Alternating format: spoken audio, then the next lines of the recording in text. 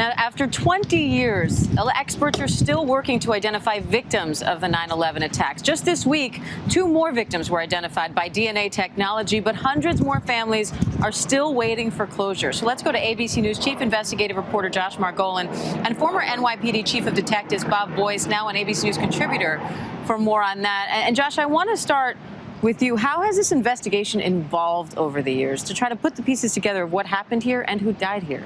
Look, the Office of the Chief Medical Examiner, the city's coroner's office, they announced and said they were dedicated from the day the towers fell to identifying as many of the victims as they possibly could. And it's almost half the victims they've never found remains.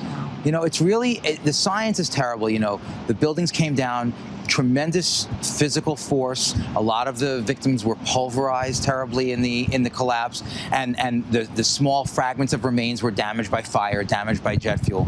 But you have a small core of people, forensic medical examiners, that have been working on this every single week for 20 years to try to identify people. And just this week, 1 woman and 1 man, their families finally learned that it was positively identified that they were there and died in the attacks. And to so many of those people, that closure is everything. Absolutely. And Bob, the New York Police Department was called on to do such extraordinary things like the New York Fire Department and others. You were in the NYPD back then. What do you remember from that day and the days that followed? Terry, we talked about earlier about the outstanding weather. As I walked out this morning, I saw, it was a beautiful day. You could not bring everything back in the snap of a finger, exactly how that was. It was a primary day. It was Tuesday. It was a warm day, driving to work, hearing the calls over the radio, flipping the lights on your car and jamming that gas pedal to get to work as fast as you can. Then coming up on the elevated Buckner Expressway and seeing the buildings aflame and trying to get down there as fast as you can. And it was just total chaos from there on in.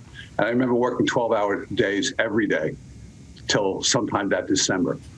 That's how incredibly hard it was. And we're just flying by the seat of our pants.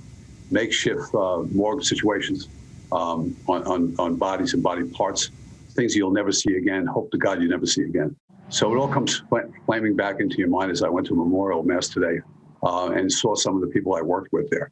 And remembering walking around there, feeling the taste from airborne particulates in your mouth, and the terrible time we're in. So all this comes flooding back every year, and you step back and it's 20 years, and you see that the same yeoman type work being done by the OCME's office, trying as DNA technology advances, more and more people will be identified, bringing more and more solace to families, and that's what this is all about. We're not stopping 20 years of something to take stock of things. But think of it now as this labor that we're going through to help those families out. And Bob, it's a scene we hope you and your colleagues never have to see again. And Josh, you say in some ways the politics and the wars kind of obscured what happened here that day. What do you mean by that? You know, in the run-up in preparation for the anniversary, we met with a lot of families of victims and survivors. And one story really stood out.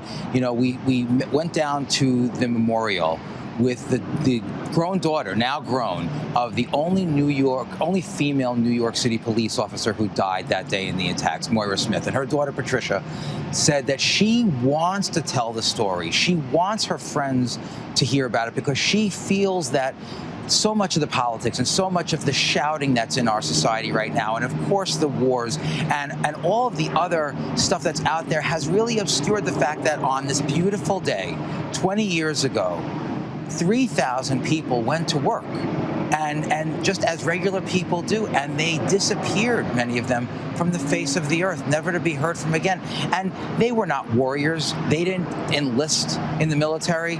They were lawyers and stockbrokers and assistants and office managers and custodial staff and servers at the Windows on the World restaurant. And they just, and I think that is something that we've heard a lot from these families. They just want people to remember what actually happened. Stop shouting and remember the day. And a terrible day, and a day that really marks a change in our country. Bob, there's a before and an after for each one of us. And for how we do things. How did 9/11 change policing in New York, do you think, and around the country? Sure. It changed us radically. And at the time, it was a primary, a mayoral primary, and Mayor Bloomberg came into office directly thereafter, brought Ray Kelly on board, and Commissioner Kelly built one of the greatest counterterrorism forces that any police department has, coupling off with FBI, with the JTTF. So we're a much, much stronger place than we were back then. We know how to combat it. We know we have assets throughout the world. So it changed us radically. We had a whole new bureau, the Intelligence Bureau and the Counterterrorism Bureau, to fight this. So preparedness. So anytime anything happens in the world, we adapt our strategies towards that event and prepare in those regards. We never did any of that before that because it really wasn't the threat it was, even after 93, when there was that one incident with the bomb. So it changed us dramatically. In my time as chief of detectives, we had 3 terrorist incidents, but nothing of the magnitude that this is. And Josh, we changed a lot about national security. We talked about the Homeland Security Department, the TSA, the no-fly list, and of course the war in Afghanistan. Do you think at the end of all this, are we safer now than we were 20 years ago?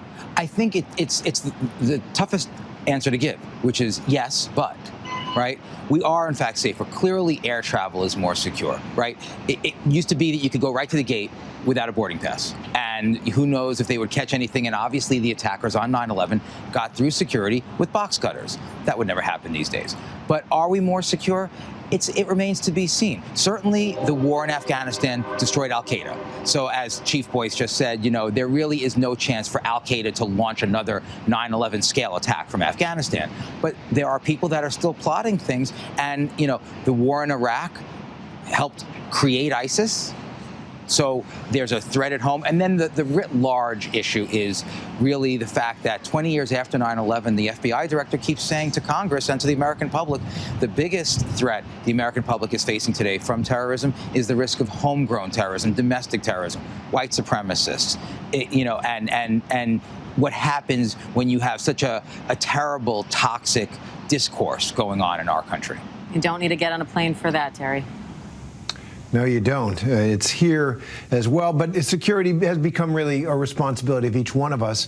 If someone walks up to an air ticket counter, wants to pay $5,000 in cash for a one-way ticket, that person's going to get questioned in a way they wouldn't before. But Bob, turning to what is happening today for the survivors, it's now believed more people have died from 9/11 related health issues than were killed in the attacks themselves. So you just talked about being able to taste that in the air down on the pile. What challenges do first responders face today, and what more needs to be done? Terry, we just said goodbye to 2 very close friends of mine, a sergeant and a detective, who passed from cancer, and that's not an easy passing. Going through cancer, visiting them both at Sloan Kettering, and I expect to do the same going forward. It's a terrible ordeal for them, and it's rough on our individuals. You don't know if your number is going to be called. It's a terrible incident. So, but they know that, and each one I've talked to said, I wouldn't change my life at all. I was proud to be a cop. I was proud to help out that day. I was proud to work at the landfill, which recovered so much personal information, so much evidence for survivors' families. And they say they do it again. So these are some of the things that police officers talk about, first responders, firemen, who are in the same situation. Other agencies besides law enforcement and fire department as well had sacrifices that day. People died. So I look at now, and my issue now is that the next generation realizes that we're in a dangerous world. This could happen again. Perhaps not on this scale, but I don't know. There's other issues there. A whole generation doesn't remember this. So they have to be taught. They have to understand the grasp of world events impact here on an international city like New York is. And that is part of the reason why we're here today. Bob Boyce and Josh Margolin, thank you both. Hi, everyone. George Stephanopoulos here. Thanks for checking out the ABC News YouTube channel. If you'd like to get more videos, show highlights, and watch live event coverage, click on the right over here to subscribe to our channel. And don't forget to download the ABC News app for breaking news alerts. Thanks for watching.